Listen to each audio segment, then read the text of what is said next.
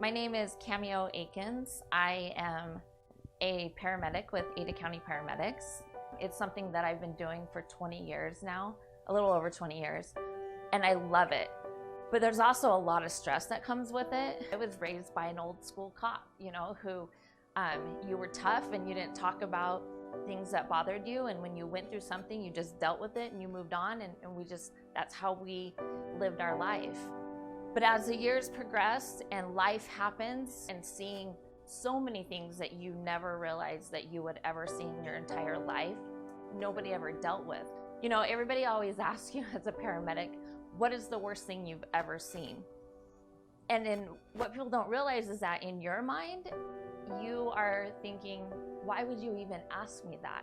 There's a huge stigma with first responders and mental health and not being okay. And you're not okay, and you're not about to admit that either.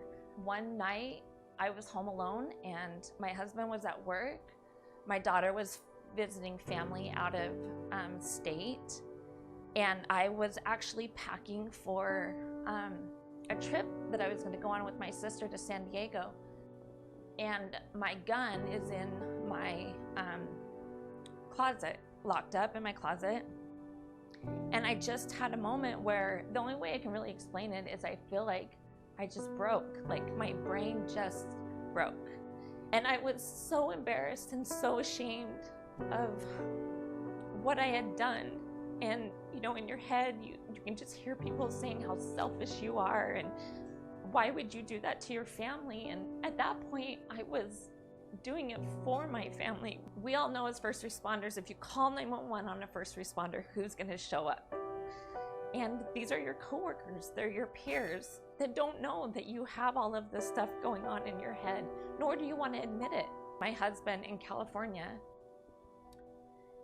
and he was scared, and he said he had 3 things go through his head. He was thinking, I can call 911 and she's gonna be so pissed off at me. I cannot call 911 and it will just be fine, and it just is what it is. I can not call 911 and I can be a widow. I called the right people, and the right people listened, and they heard something different in my tone. That night, I went to the ER, and I had to come to the realization that I was gonna need help, and I didn't know what that looked like, and I didn't know.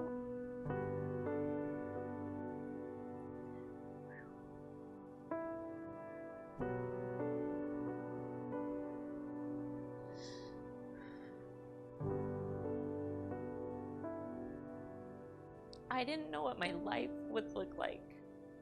I never considered myself having mental health problems. I always was strong, and it was hard to come to grips with the fact that something was wrong.